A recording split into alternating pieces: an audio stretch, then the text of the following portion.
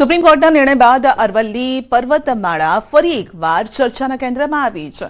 20 November 2025ના રોજ supreme કોર્ટે આપેલા નિર્ણયનો વિરોધ થઈ રહ્યો છે। ચુકાદા મુજબ 100 મીટર સુધીની ઊંચાઈ ધરાવતા પર્વતીય વિસ્તારોમાં ખાણકામ કરી શકાય છે અને આ નિર્ણય ખાસ કરીને રાજસ્થાન અને અરવલ્લી પર્વતમાળા માટે અત્યંત મહત્વપૂર્ણ માનવામાં આવી રહ્યો છે। ત્યારે ગુજરાતમાં પણ અરવલ્લીની પર્વતમાળા બચાવો અભિયાન શરૂ થવાનું છે। તો અરવલ્લી જિલ્લા કોંગ્રેસ પ્રમુખ અરુણ પટેલે વિરોધ કર્યો છે। જિલ્લા કોંગ્રેસ ખેડૂતો, આદિવાસી સમુદાય અને પ્રકૃતિ પ્રેમીઓની સાથે આંદોલન કરશે।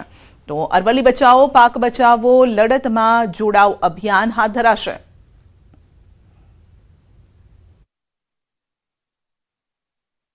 પ્રકૃતિ પ્રેમીઓ અને સૌ સાથે મળી આગામી સમયની અંદર અરવલ્લી બચાવોનું એક અભિયાન શરૂ કરવામાં આવશે। અરવલ્લી હારમાળાઓને કારણે અરવલ્લી જિલ્લામાં સુપ્રસિદ્ધ યાત્રાધામ શામળાજી સહિત ઘણા બધા યાત્રાધામો પણ આવેલા છે। એનું પણ સામે પ્રશ્નાર્થ ઉભો થશે। સાથે સાથે જે મેસો ડેમ, માજુમ ડેમ અને સાબરમતી નદીઓની અંદર જે વહેતું પાણી એ અરવલ્લીની હારમાળાઓમાંથી આવતું પાણી છે, જેના કારણે પાણીને પણ ખૂબ નુકસાન થવાનું છે।